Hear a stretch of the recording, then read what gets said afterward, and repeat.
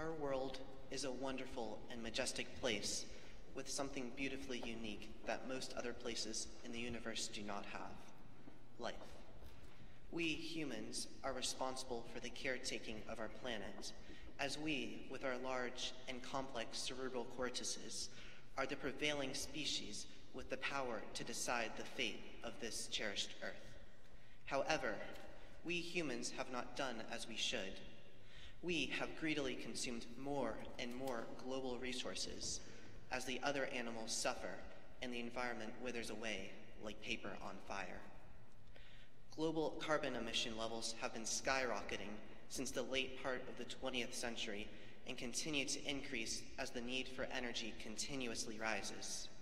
This has become a global crisis where now all are affected, and we need to act now if we want to change the course of our planet before it is too late.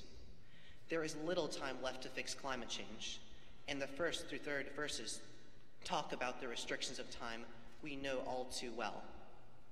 As verse 3 says, "There is peace and security, then sudden destruction will come upon them, as labor pains come upon a pregnant woman, and there will be no escape." According to recent studies from UN scientists and researchers, the deadline for correcting this fatal course is 2030. That's only a decade away.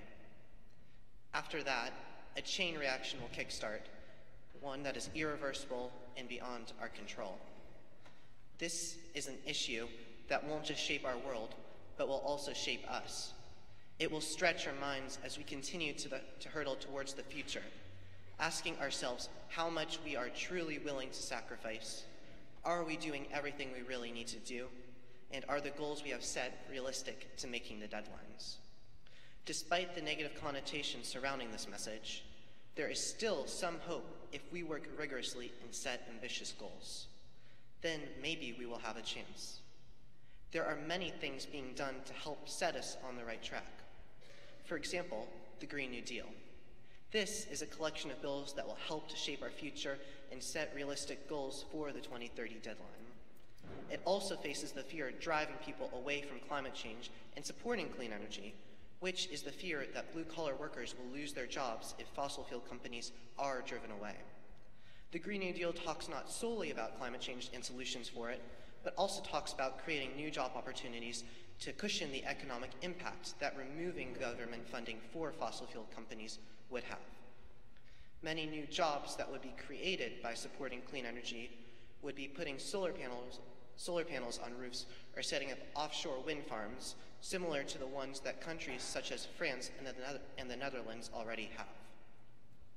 If we get the message across effectively to enough people that the Green New Deal has a solid plan for minimizing the economic impact of the switch to renewable and clean energy, then we can also greatly increase the chance that it will have a future. We need to understand that this is extremely important. Even if the legislation does not pass, there are some states that are already taking the initiative to do what they can. Illinois and California are already working on comprehensive plans that are very similar to the Green New Deal. There is also a newly proposed bill here in Massachusetts called S-2005, an act to secure a clean energy future. If passed, this bill will completely change the systems in place to adapt to even the worst possible outcomes of climate change, while also putting in place goals to hopefully prevent them from happening in the first place. Not only do we have human-made incentives for the future consequences of climate change to contend with, but also God, who wants us to fix this issue.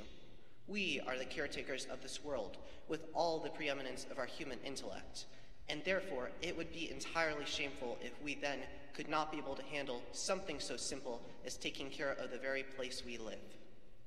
Verse 11 says, "Therefore encourage one another and build one another up, just as you are doing."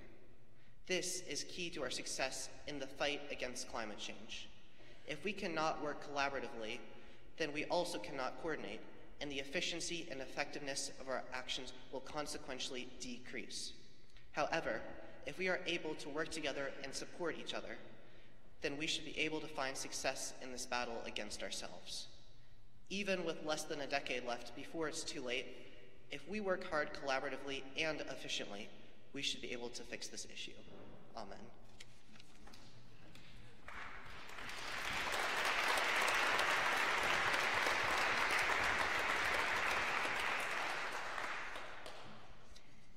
If you've turned on the news lately, or listened to a radio, or heard Ryan's sermon, you may have heard a reporter grimly announcing something like this. In 11 years, planet Earth will reach a state so polluted there's no returning. And you also may have heard from another grim reporter, the US is no longer part of the Paris Accords to fight climate change. And then your brain may have put those two things together and conjured up an image of imminent death. And it seems pretty reasonable to think that in a world slowly decaying at our hands, hope for the future would be scarce and unfounded. But the Bible gives us reason to think otherwise. It writes about sudden destruction coming inevitably, undeniably. And it may appear that there's no escape. But in this catastrophic situation, God also gives us a way out. The scripture doesn't suggest anything easy, but does have faith in God's people to turn around the mess they've made. Only recently have humans started to focus on the devastation they have wrought for the past few generations, and we cannot go fast enough as coal and natural gas companies continue to pump inconceivable amounts of greenhouse gases into our environment. As youth, we have a unique position in this struggle to save the earth. We may not have all that much power or money, but we do all have skin in the game. Because at the point where the damage we will have done to the earth is said to be irreversible, I will only be in my 20s, and most of the rest of our youth group will still be in college. Our lives will have barely started, and yet the life of our home, planet Earth, will be coming to a premature end.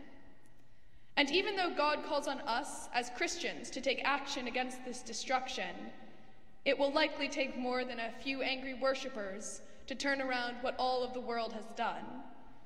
Which is why at the end of our passage, God also gives us one last piece of advice.